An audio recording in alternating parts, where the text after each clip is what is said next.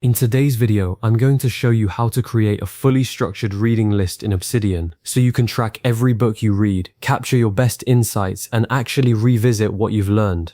Obsidian is a powerful local-first note-taking app that stores everything as plain markdown files, which makes it perfect for building a personal knowledge system, and a reading tracker is one of the most satisfying things you can build inside it. If you find this helpful, please hit the like button and subscribe for more Obsidian guides, and let's get started. The first thing you need to do is launch Obsidian and open the vault where you want to keep your reading list. A vault is simply a folder on your computer that Obsidian treats as its workspace. If you only have one vault, it will open automatically. If you have several, choose the one you use for personal knowledge or productivity notes.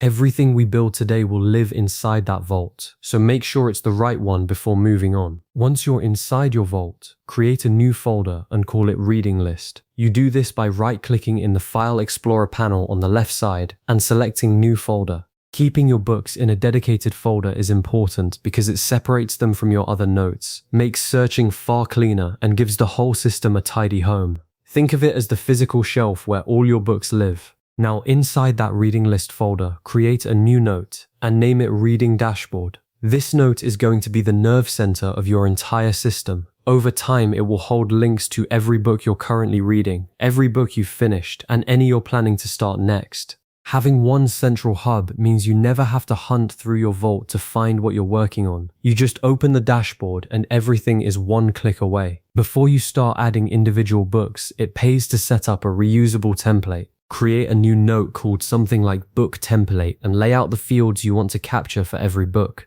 title, author, status, start date, finish date, rating, and notes. You can format these as simple markdown fields, or if you use the Templator or dataview plugins, as proper metadata in the front matter at the top of the file. Having a consistent structure means every book note looks the same, which becomes enormously valuable later when you want to query or review your library. With your template ready, go ahead and create your first book note.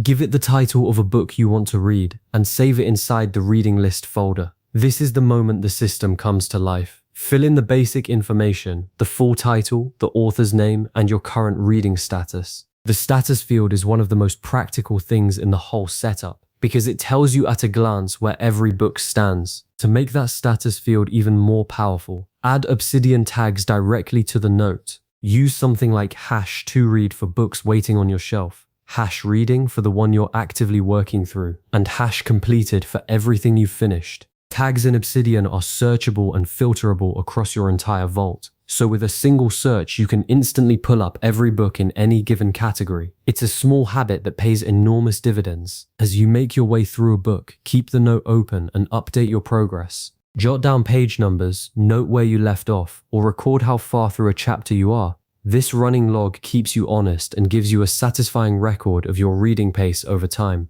Many readers also find that the simple act of opening the note each session helps them re-engage with the material faster. One of the most valuable things you can do while reading is capture highlights directly in the book's note. When a passage stops you, a striking idea, a counterintuitive argument, a line you know you'll want to quote, write it down here with a few words of your own reaction. These highlights turn a passive reading experience into active learning, and they become the raw material for the summary you'll write at the end. When you finish the book, scroll to the bottom of the note and write a summary section. Aim for a short paragraph or a handful of bullet points covering the core argument, the most useful ideas, and your honest opinion. This is the step most people skip, and it's the one that matters most.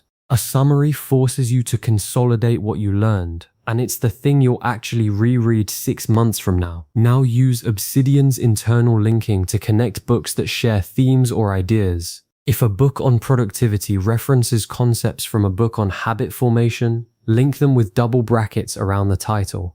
These connections build a web of related reading that mirrors how ideas actually relate to each other. And over time, your reading list folder starts to feel less like a list and more like a map of your intellectual interests. You can reinforce those connections further with topic tags, #productivity, #business, #history, #technology, or whatever categories fit your reading. These tags work alongside your status tags, so you can filter for every completed book on history or every business book you still want to read. Make a habit of reviewing your completed books regularly. Open the reading dashboard, click through to a finished note, and reread the summary and highlights. Spaced repetition of your own notes is one of the simplest ways to actually retain what you read, rather than letting it fade within a week. Finally, keep the dashboard itself current. Add links to new books as you create them, and move links from your active section to your completed section when you finish. You've now built a complete, structured reading list in Obsidian that tracks every book from first page to final summary, connects your reading across topics, and gives you a dashboard to manage it all. Feel free to save this video and come back to it whenever you're setting up a new vault or helping someone else get started. Happy reading.